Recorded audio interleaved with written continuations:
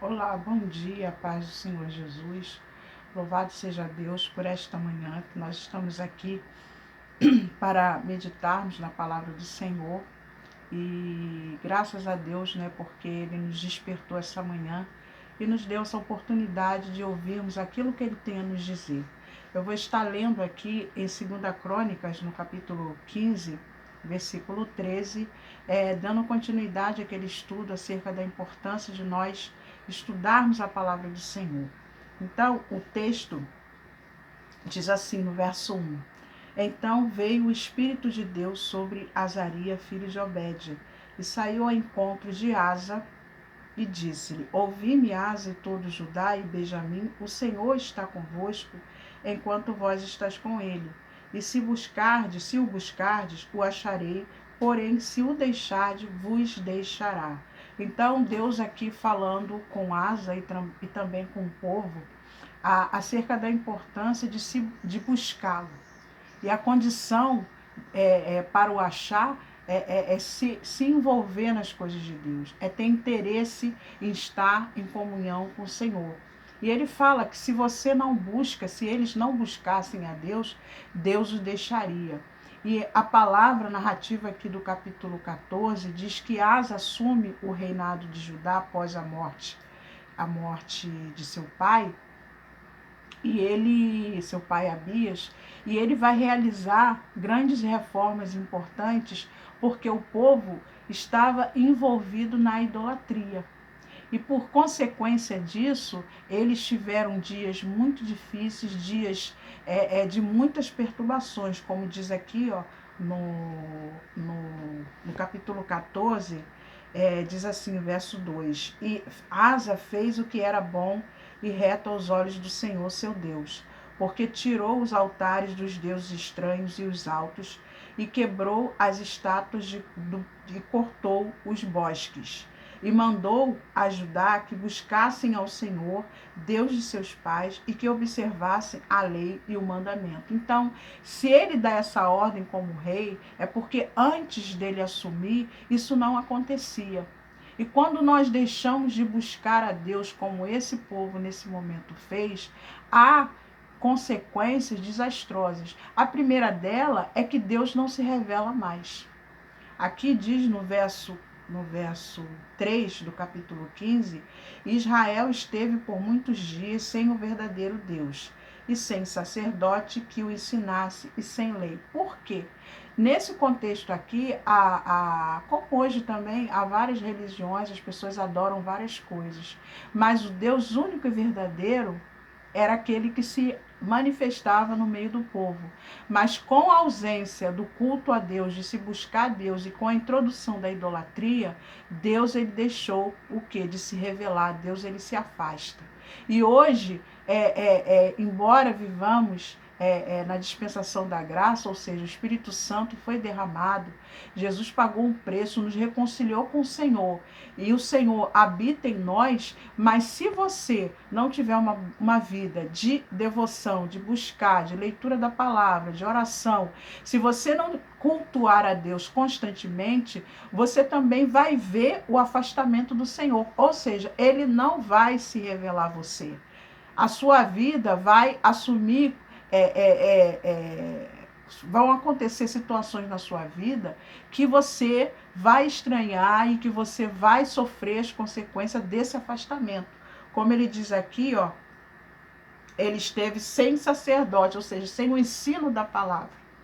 Quando nós nos afastamos de Deus e nos ocupamos com coisas que não vai trazer uma edificação espiritual para a nossa vida, nós aos poucos vamos nos afastando e vamos deixando de ter aquela sensibilidade à palavra.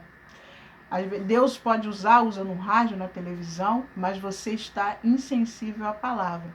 E as consequências na sua vida, no seu dia a dia, elas começam a vir, como também aconteceu com eles aqui, no versículo 5, diz aqui, e naqueles tempos não havia paz nem para o que saía, nem para o que entrava, mas muitas perturbações sobre todos os habitantes daquelas terras. Então, era uma terra que não tinha o quê? A presença de Deus. porque estava envolvida na idolatria. Não havia culto a Deus. Eu estava ouvindo um áudio que eu recebi, de tantas reclamações, porque está havendo o fechamento dos municípios do estado de São Paulo, enfim, devido à pandemia, porque é a única maneira de se inibir o contágio, é o afastamento, é o uso de máscara, é evitar aglomeração, mas as igrejas, não, muitas igrejas, alguns pastores, levando isso pelo lado da perseguição. Ora, irmão, na verdade, o culto a Deus, ele tem que ser feito em todo lugar, em todo tempo.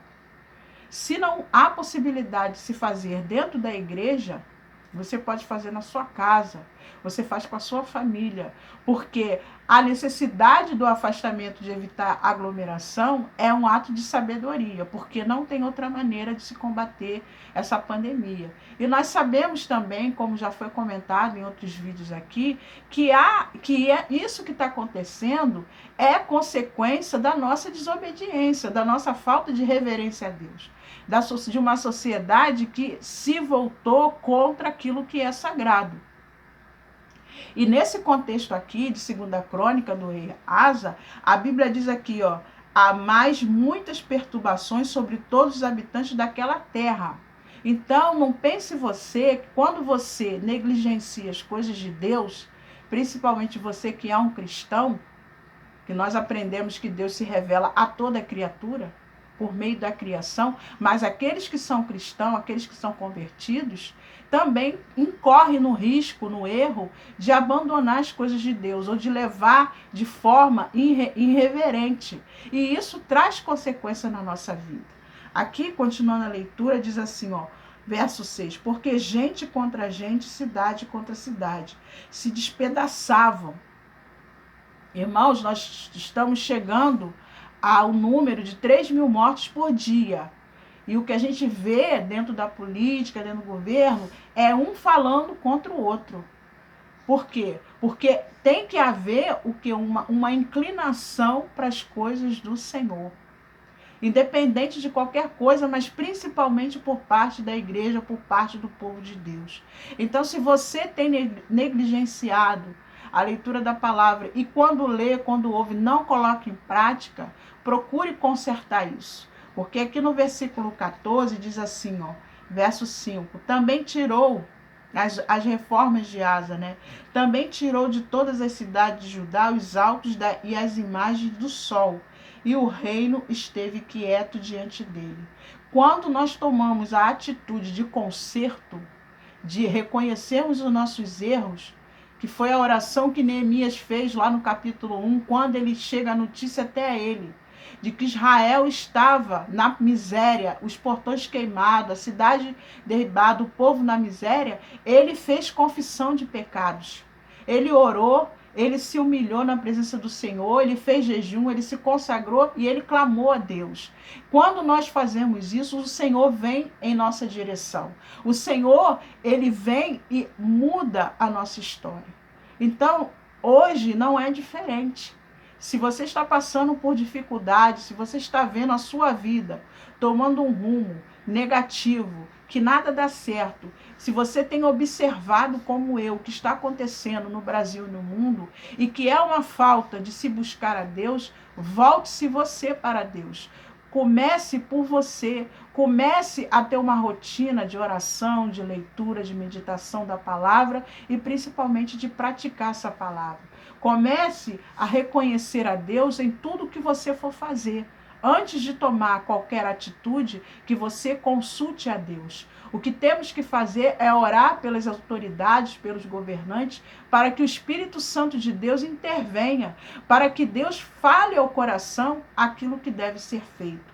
E aqui, para concluir, diz assim, verso 7, mas esforçai-vos e não desfaleçam as vossas mãos, porque a vossa obra tem uma recompensa. Ou seja, o que nós fazemos para Deus, muitas das vezes você começa a orar, você começa a buscar e você não vê um resultado imediato, mas você não deve desanimar. mas você deve se esforçar cada vez mais, porque a sua busca, a sua oração, a sua devoção, o seu quebrantamento vai trazer um resultado, porque isso não é vão diante de Deus. Deus, ele se agrada. Deus, ele espera que busquemos a ele, sem cessar, sem se cansar.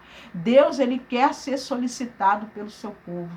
E que Deus, ele se revela através das Escrituras, através da sua palavra. Aqui, para concluir, até mesmo para você que está na obra, que prega, que é um evangelista, um obreiro, um pastor, para você que tem amor pela palavra e pela pregação do evangelho, aqui em 2 Timóteo, no capítulo 2, no verso 15, diz assim: procura apresentar-te a Deus como obreiro aprovado. E a continuação diz: que maneja bem as escrituras.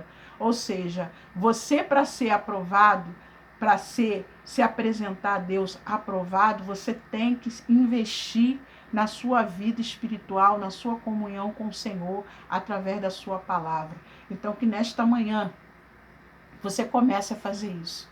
Que nesta manhã você comece a fazer mudanças como Asa fez. Você comece a observar aquilo que tem que ser tirado da sua vida, aquilo que tem que ser modificado na sua rotina, na sua casa, o seu comportamento no seu trabalho, na sua faculdade, na sua escola, com seus familiares, na sua igreja. Você que é pastor, consulte a Deus.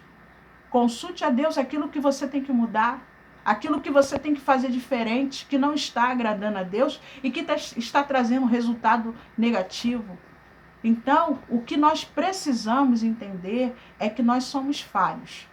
Nós somos falhos sim, mas que Deus é perfeito e que Ele sempre está vindo em nossa direção para um conserto, para que possamos manter a comunhão com Ele.